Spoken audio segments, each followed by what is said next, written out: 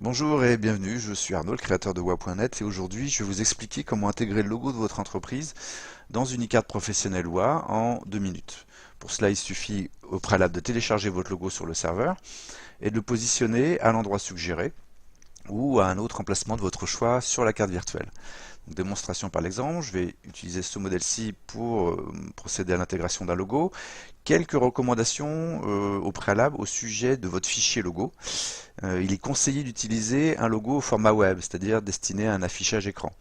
Il est toujours possible techniquement d'utiliser un logo haute définition tel que celui que vous utilisez pour une impression, mais le temps de téléchargement et de fonctionnement de l'outil de personnalisation vont s'en trouver considérablement allongés. Enfin, les formats de fichiers acceptés sont le JPEG, le PNG et le GIF. Donc, première étape, on va d'abord supprimer l'image fictive qui symbolise l'emplacement que je suggère pour ce modèle. Donc, il suffit de cliquer sur cette image, puis ensuite sur le petit icône poubelle pour la supprimer. Ensuite, on va cliquer sur le bouton de la barre supérieure tout en haut de l'espace de personnalisation qui permet de parcourir le disque dur en cliquant sur le bouton télécharger sur le serveur, puis de sélectionner le fichier logo que je veux intégrer dans l'e-card. Je clique sur ouvrir, le logo se retrouve à la fois dans une petite galerie, ce qui va permettre de le rappeler à tout moment en cas de suppression par inadvertance. Et puis il se trouve aussi en plein centre de l'espace de personnalisation. Il me suffit alors de cliquer dessus pour le sélectionner, de cliquer et de maintenir le clic, puis de bouger ma souris. Et ensuite je lâche le clic pour le positionner. On s'aperçoit que le logo est par-dessus les éléments d'intégration et notamment la petite punaise graphique. Il va donc falloir faire passer le logo en dessous de la punaise. Et donc vous avez un petit icône pour ça qui s'appelle placer en dessous. Vous cliquez une fois dessus, une deuxième fois, et le logo est désormais en dessous de la punaise. Enfin, on s'aperçoit que sur le sticker blanc qui favorise l'intégration du logo qui est lui-même sur fond blanc, j'ai une petite flèche qui me permet d'opérer une rotation sur ce logo, donc je vais lui affecter la même rotation que pour le sticker. Je repositionne mon logo, je peux en réduire un petit peu la taille aussi comme ceci. Et voilà, j'ai mon logo d'intégrer, mon logo sur fond blanc. Si jamais le logo est dans un format, en tout cas dans des proportions différentes de celui du sticker, il va donc vous falloir choisir un nouveau sticker. Pour cela, vous allez donc déplacer votre logo. D'abord, je vais télécharger un logo dans une taille différente, celui-ci qui est tout en hauteur. Voilà, on s'aperçoit tout de suite que ça ne va pas du tout convenir. Là, pour le coup, vous avez deux options. Ou vous gardez ce sticker et vous lui faites une rotation. Et comme ça, vous récupérez un format vertical.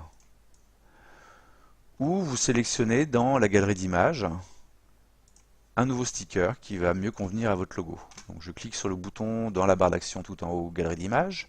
Je vais dans la sous-catégorie sticker et je vais choisir un icône dans un format vertical comme celui-ci.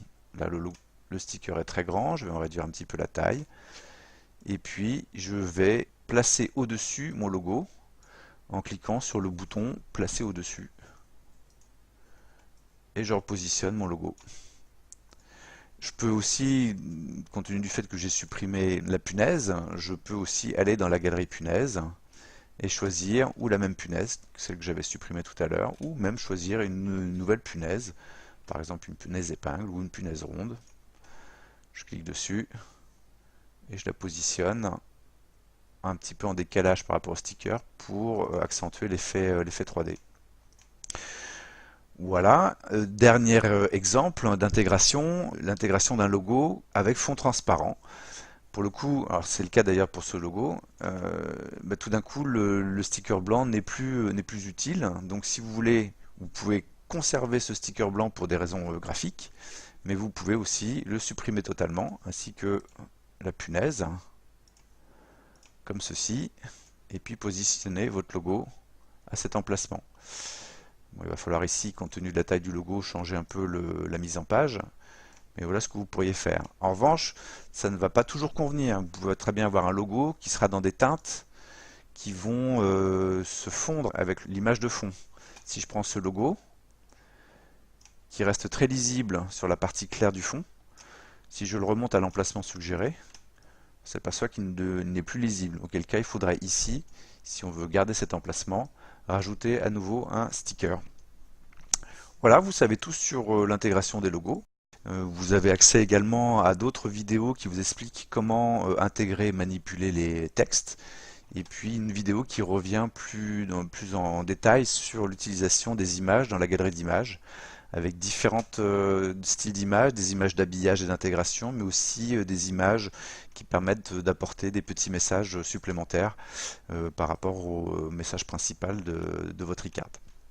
Merci beaucoup pour votre attention et à très bientôt sur wa.net.